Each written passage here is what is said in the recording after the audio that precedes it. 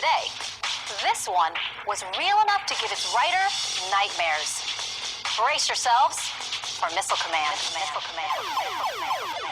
Been replaced by everyone locally, so it's a shuffle. It sucks. Because you have gigs like how DJs will have every Thursday night they're here, or every Wednesday night they're here. Yeah. But then if you're on tour, then you can't, and you know how, there's no real loyalty.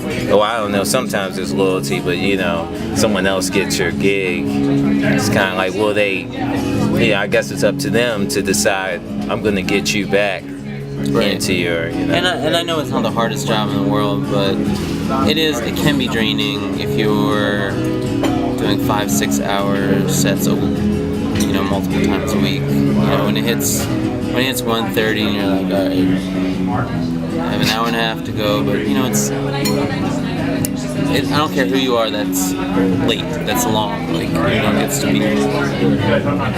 be behind after a little while. So that's one of the benefits of once you kind of quote unquote make it. You can do your 1 hour or 2 hour sets and call it a day, and then someone else will wrap up for you, or you'll be the closing DJ or whatever. Okay. All right. That's and I never thought about that. Like when I'm at a show or I'm at a club, I never thought about and I would see DJ split a show. Like you might have the beginning half might be one DJ, and then they'll switch it to another DJ for the other half. And I'm figuring maybe they're just looking out for their, because a lot of DJs, they'll be a part of like a DJ crew, like blah blah blah DJs. I'm thinking maybe they're like splitting more so the money, but also I guess it also looks out for the physical well-being of the DJ, because you're DJing the show and it's fun, but your physical body is probably like your legs legitimately are sore. Not that it's a workout, but at the end of the night, it's, and you've been standing in that one space for all that time. And also it's different, if you're doing electronic music and everything sort of like ebbs and flows, then you can let things ride out for a while. You can kind of take a break. But if you're doing like a hip hop party, they want to hear songs every 1.5 minutes. It has to be, because people's attention spans are real short. Yeah, so, that's crazy. A song might be everyone's favorite song, but they're still gonna get sick of hearing it after a minute and a half. Like, people are gonna go crazy over a Rick Ross song when they first hear it, but they don't want to hear the whole this dude song rapping for 3.5 minutes. Like, it gets boring for anyone. And what do you think that, because I've been in like a house club, or I've been in a club where they didn't play just hip hop music or whatever.